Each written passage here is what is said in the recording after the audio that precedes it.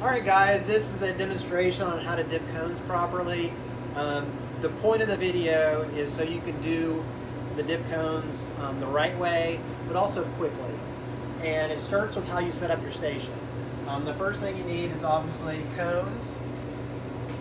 You need your bain marie with your chocolate. Make sure that the cover is up, and we use this so the chocolate splashes against this instead of the back wall.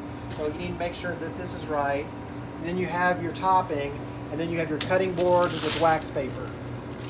I'm right-handed, so you need to set it up this station where it's one simple thing. If you're left-handed, this needs to be backwards.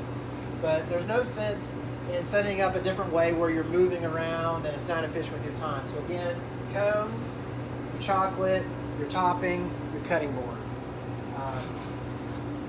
The first thing you want to do is you want to grab your cone.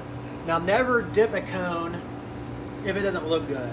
If it's too big or too small, don't dip it. Make sure it's your best cones to dip. Secondly, when you're dipping a cone, you never want to put your fingers on the crease. If you put the fingers on the crease, it will break. So I tend to keep them off the crease. You want to dip the cone halfway down, and you want to shake. And you're probably about 5 or 10 seconds of a shake. And then you use the toppings. And I usually hold that up.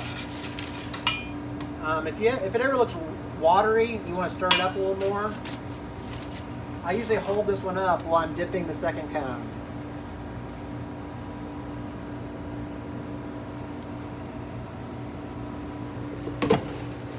If ever your toppings don't look good, especially the sprinkles, a lot of times if the chocolate falls in there, they lump together. If they lump together, throw them out.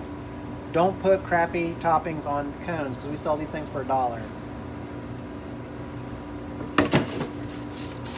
For the Heath bar, or if you do Butterfinger, and if you get chocolate in there, it's all right to actually restock the Heath bar, meaning get fresh Heath bar from up here, put it in here, and put the old Heath bar back in here, just because all there is chocolate, and Heath bar has chocolate in it. Really the only ones that we throw out are the peanuts and the sprinkles. Now I like to angle my cones on the cutting board to look like this, so they lean up against each other.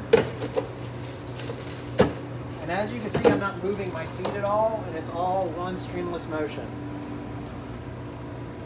Just so you know, from a time standpoint, it takes 3 minutes to dip a dark or white chocolate cone, and it takes about 5 minutes to dip a cone with toppings on it. Now once you've done a entire sheet, then you put it in the freezer, usually for a couple minutes, and then the freezer, what it does, it dries it faster, and then you come back, and then obviously you want to restock your tubs in the back. Now make sure your new cones are on the bottom and your old cones are on top.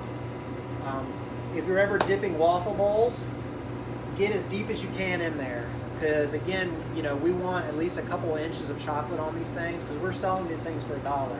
So, and I can't stress how important it is that these things look good. So, but again, set your station up properly. Cones first, chocolate second, toppings third, and then your tray of cones will be down here. And that is Dipping Cones 101. Thanks, guys.